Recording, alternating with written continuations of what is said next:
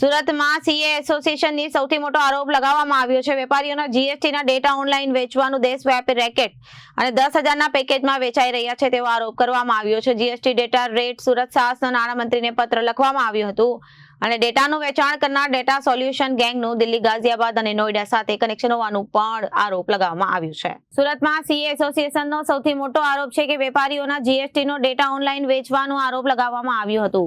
દેશવ્યાપી રેકેટ અને 10,000ના પેકેજમાં વેચાઈ રહ્યા છે. જીએસટી ડેટા સુરત સીએએસનો નાણામંત્રીને પત્ર લખવામાં આવ્યો હતો. ડેટાનું વેચાણ કરનાર ડેટા સોલ્યુશન ગેંગનું દિલ્હી, ગાઝિયાબાદ અને નોઈડા હબ કેન્દ્રીય નાણામંત્રીને મોકલવામાં આવ્યો હતો. ઔપચારિક પત્ર ચર્ચાનો વિષય બન્યો છે અને આ પત્રમાં ગુડ્સ એન્ડ સર્વિસ જીએસટી વ્યવસ્થાની ગંભીર ખામીઓ સર્જાઈ હતી. જીએસટીઆર 1નો ડેટા ₹8,000 થી 10,000 સુધીમાં વેચાઈ રહ્યો છે તેમાં આક્ષેપો કરવામાં આવી રહ્યા છે અને 2B, 3B અને ઈ-વે બિલનો ડેટા 3 મહિનામાં પેકેજ ₹15,000માં વેચવામાં આવે છે. ડેટા લીકનો મામલો અમને ડિસેમ્બર મહિનામાં ખ્યાલ આવ્યો હતો, ડિસેમ્બર 2024માં. પણ આ મુદ્દે ઘણો હોબાળો પણ થયો હતો ટ્વિટર પર, જ્યારે ફેબ્રુઆરી અને માર્ચ મહિનામાં આ વસ્તુને નેશનલના બીજા વિસ્તારમાં પણ ખબર પડી હતી. તો અમે એટલે અત્યાર સુધી રજૂઆત નથી કરી કારણ કે અમારી પાસે પ્રૂફ નહોતા, અને હવે અમારી પાસે પ્રૂફ આવ્યા છે.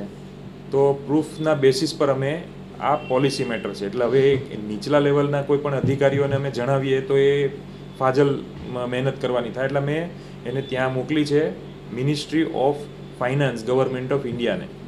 ક્યાં ક્યાં ચાલી રહ્યા છે ને પેકેજ ખાસ કરીને શું થવું છે? પેકેજમાં જોઈએ તો સેલ્સનો ડેટા કરીએ, જીએસટીઆરનો જે ઈ-વે બિલ, ઇનવોઇસ કોઈ પણ માધ્યમથી એકત્રિત થતો હોય, જીએસટીઆર 1નો ડેટા જે છે ખાસ કરીને ₹8,000થી શરૂ થઈને જેટલી ડિટેલ માગો એ પ્રમાણે ₹20,000 સુધી અવેલેબલ થાય છે. ક્યાં ક્યાં આખા કૌભાંડો ચાલી રહ્યા છે? ખાસ કૌભાંડોનું કહીએ તો સોર્સ હાલ અમને જે દેખાઈ રહ્યો છે એ દિલ્હી છે, ગાઝિયાબાદ, નોઈડા, આ બધા વિસ્તારમાંથી છે.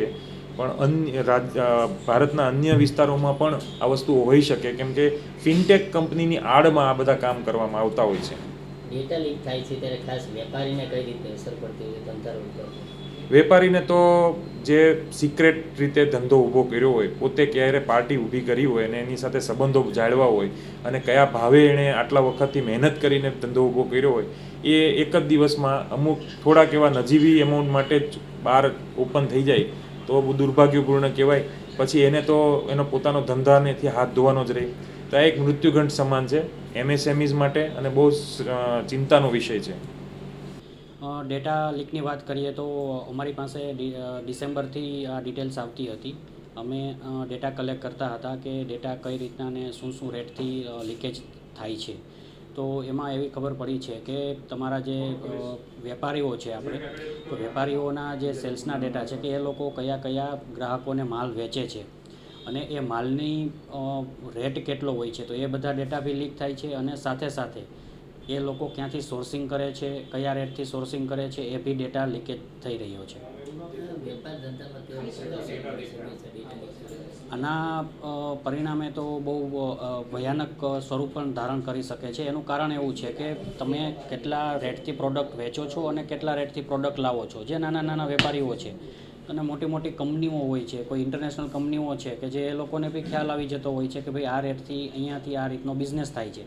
તો એ લોકો રેટની સાથે અને કસ્ટમરની બી સાથે આ રીતના બધી એક કટથ્રોટ કોમ્પિટિશન બી ઊભી થાય છે. અને બીજું કે નાના નાના વેપારીઓનો બિઝનેસ બંધ થવાનો પણ આરો આવી શકે છે, એવી આ વાત છે જે ડેટા લીકેજની.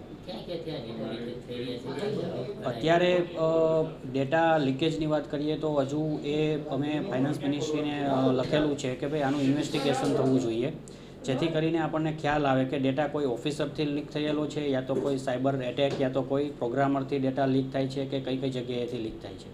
ક્યાં ક્યાં અત્યારે જોવા મળી રહ્યા છે? થઈ ગયા હોય ક્યાં ક્યાં સિટી ખાસ ગાઝિયાબાદ છે, નોઈડા છે. અને તમે એ લોકોને મેસેજ પાસ ઓન કરો કે ભાઈ અમારે ડેટા જોઈએ છે, તો એ લોકો 6 મહિનાથી લઈ અને વર્ષ સુધીનું એક પેકેજ પણ આપતા હોય છે. તો પેકેજનો રેટ હોય છે કે તમારે કયા ટાઈપના ડેટા જોઈએ છે. બેઝિક ડિટેલ જોઈએ છે કે વિથ ફૂલ ડિસ્ક્રિપ્શન્સ. બેઝિક ડિટેલ 8,000થી ચાલુ કરી અને 12,000, 15,000 સુધી, અને ફૂલ ડિસ્ક્રિપ્શન્સ પ્રોડક્ટ રેટ સાથેની 20,000 સુધીમાં એ લોકો ડેટા લીકેજ કરે છે. આપણે માહિતી મળી ત્યારે કોને રજૂઆત કરી આ મામલે? પહેલાં અમે લોકોએ ગુજરાત ગવર્મેન્ટને રજૂઆત કરેલી, પણ ત્યાં અમને એવું જાણવા મળેલું કે ભાઈ આ એક પોલિસી મેટરનો રૂલ્સ છે, એટલા માટે આપણે ડાયરેક્ટલી નાણામંત્રીને રજૂઆત કરવી જોઈએ. એટલે અમે ફાઇનાન્સ મિનિસ્ટ્રી અને CBICને એક લેટર લખી અને જાણ કરી છે કે ભાઈ આ પોલિસી રિલેટેડ ઇસ્યુ છે, તો ત્યાંથી આ ઇસ્યુ આપણે રિઝોલ્વ કરવો જોઈએ. Reporter Arvind Rathod, Janadesh news, Surat.